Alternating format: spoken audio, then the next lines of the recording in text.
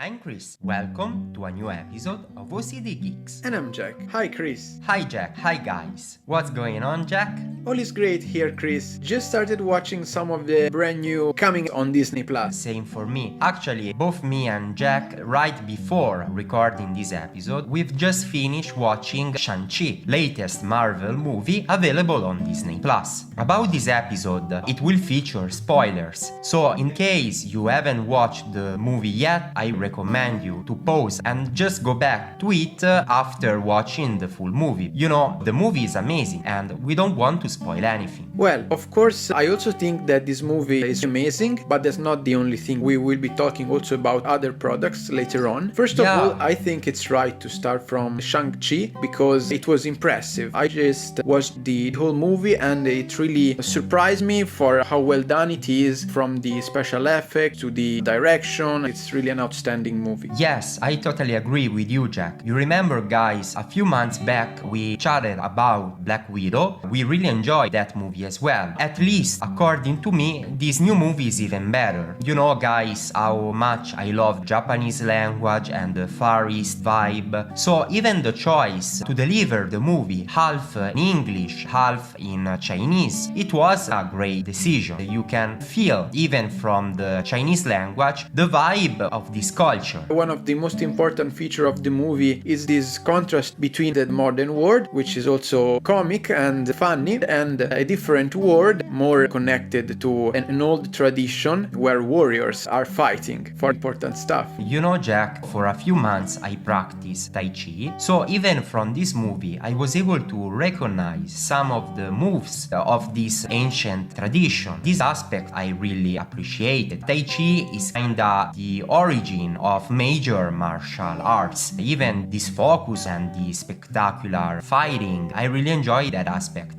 as well. Wow, great. Are you thinking about starting over again after watching Shang-Chi? I don't know about that, but I remembered why I enjoy this activity. Yes, I understand, Chris. Also, this movie made me recall one of the great movie produced a few years back, Ip Man, which I really loved, and also many others. In this movie, Marvel has somehow mixed the Oriental and the Western tradition. Yeah, and the result is truly amazing. This could be one of the top Marvel cinematic universe that I've seen so far. That's how much I loved it. Yes, even for me, I think it's even slightly better than Black Widow, that we both appreciate. Even in Black Widow, as you might remember if you've seen the movie, there are also parts where the main characters are talking in Russian. You know, the decision in Shang-Chi to make everything a mix of English and Chinese. As I said, it's a brave decision, but definitely paid off. Yes, I agree about it too. I also like very much the characters of this movie, starting from the protagonist Shang-Chi and his friend Kathy. Yes, I really like her character. She is so funny. Even the fact that the movie is full of jokes, most of them are related to her character. Yes, I think she embodies our perspective on Shang-Chi's world. You know, her family background is from China as well, but she's not completely fluent in Chinese. So even for her, it's kinda a way to go deeper into this culture. And her roots, of course. You know, the bad guy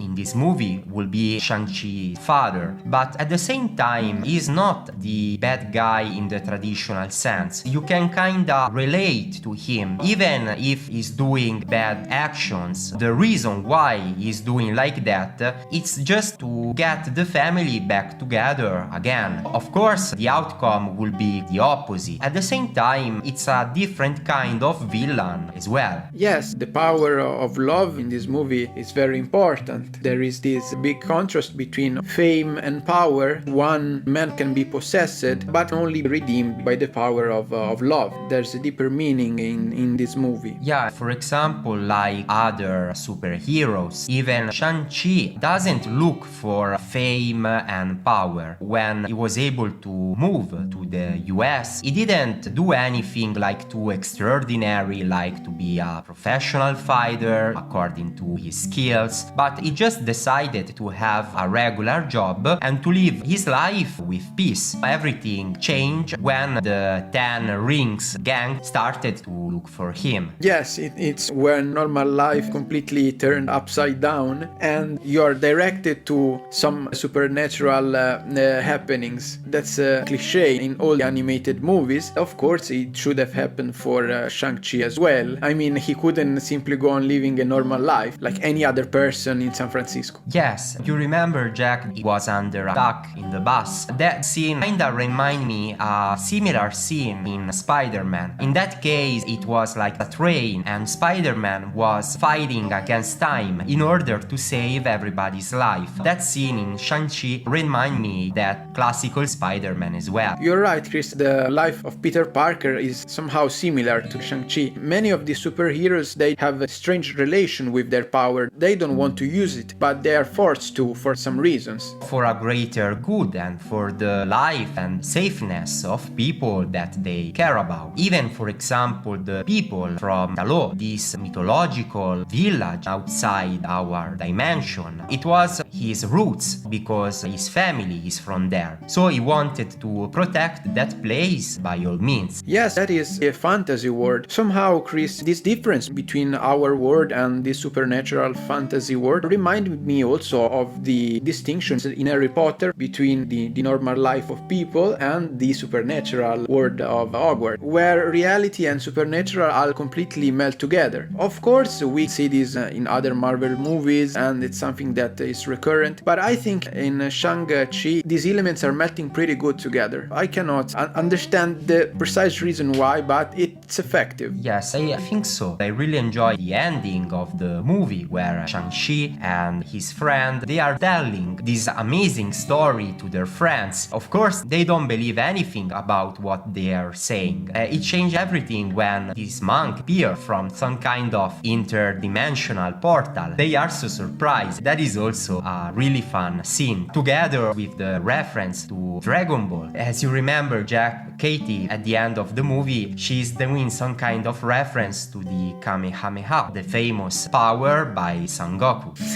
Yes, that's really incredible about Marvel movies. What strikes me the most is that as more as we approach to the ending, more this quirky and supernatural blending is taking over on the happenings. You have these really unlikely dialogues and situation. Yeah, if I remember correctly, the monk that we saw at the end of the movie, he is one of the main characters of Doctor Strange as well. I believe that in a future movie there will be a greater involvement of Shang-Chi in the wider Marvel universe. If you waited until the very end, traditionally the Marvel Cinematic Universe movies, they are all ending with some kind of sneak peek at the end of the credits. Even this time we saw Captain Marvel as well as Bruce Banner. They were talking to Shang-Chi and Katie about some kind of mysterious happenings that can be a hint for how the story will develop in the next movie. Yes, I thought they were referring to the events of Endgame when half of the population of the Earth completely vanished. Both me and Jack, we are Marvel fans, but by all means we are not experts. You know, we should definitely buy some kind of Marvel encyclopedia in order to understand all the references. But if you have an unique perspective about this, you're welcome to let us know. We are happy to learn new insights from you. Yes, comment about what you're thinking will happen in the future. So Jack, Shang-Chi was the milestone of the Disney Plus Day. You know, Shang-Chi was not the only surprise. As you might remember, we have a big passion for Pixar's Luca. So we look forward to Ciao Alberto. Yes, it was a short, just 6-7 minutes long. I don't know, Chris, what you think about it, but for me it really recalled the atmosphere of Luca and the Italian landscape once again. It starts with this melodic music, very traditional on the background. Then you see the letters exchange between Alberto and Luca. Luca is now studying scientific subjects, while Alberto has remained in Porto Rosso to help Giulia's father in fishing. This little short is all about their relation. Of course, Alberto is belonging to the marine world. He would see in him a father figure figure. Yes, you understand that very well when randomly he calls Julia's father Papa. That was a moving scene. You know, Jack, I really think that even this short format applied to Luca's world, it's beautiful. I hope to have, even in the future, like next year, a series of shorts inspired by the life of Luca as well as Alberto and the Porto Rosso people in general. Something similar has been done before with Up's characters. You know, there is a series where Doug, the dog from Up, as well as the elderly man, they are living together and sharing adventures in everyday life. I guess that something like that it's totally possible even with Luca's universe as well. I don't doubt it, Chris. It's likely to happen in the future. Actually, I think we'll also have the chance to see a sequel of Luca. I just have the feeling I cannot get enough of Luca's atmosphere. Yes, same for me. You know, Jack, I even saw the short dedicated to the merging of Simpsons as well as famous Disney characters such as Goofy, Mickey Mouse and Donald Duck. So I enjoyed that one as well. We see the interaction in most tavern between Homer and the most representative Disney characters. I will totally recommend if you are a Simpsons fan. Yes, I've not watched it yet. I have still a lot of products to watch, including Home Sweet Home Alone, which, as you know, is on my list. Yes, as well as Jungle Cruise and, you know, series of documentaries that I really enjoyed. So, never like this month, the choice and the products available on Disney Plus are beyond outstanding for this reasonable price. Yes, most of all,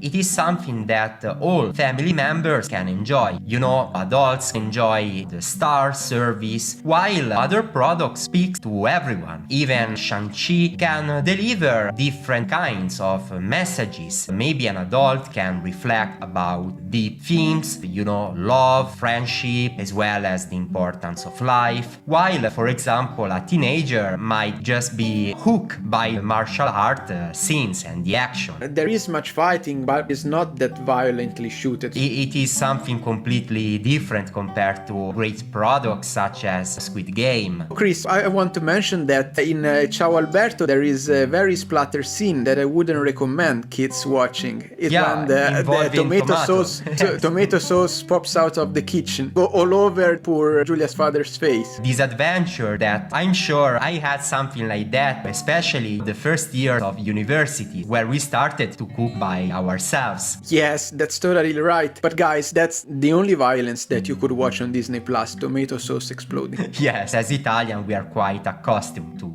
that kind of scenes. It happens almost on a weekly basis. Yes, daily. So Jack, I'm very much look forward to see what other surprises will come to Disney Plus, as well as other major streaming services before the end of the year. But for now, we have a lot to tackle in order to keep up with this release schedule that is quite meaningful. Yes, it's a very tight schedule. Guys, let us know what's your list of movies that you will watch and which movie you will watch first. Get in touch on Instagram and Twitter at Cris_OCDgeeks as well as Jack_OCDgeeks. You can also visit our website www.ocdgeeks.me. So, for all geeky contents and not only, stay tuned on OCD Geeks. Even for today, let them talk our freaks. We stay tuned on OCD Geeks.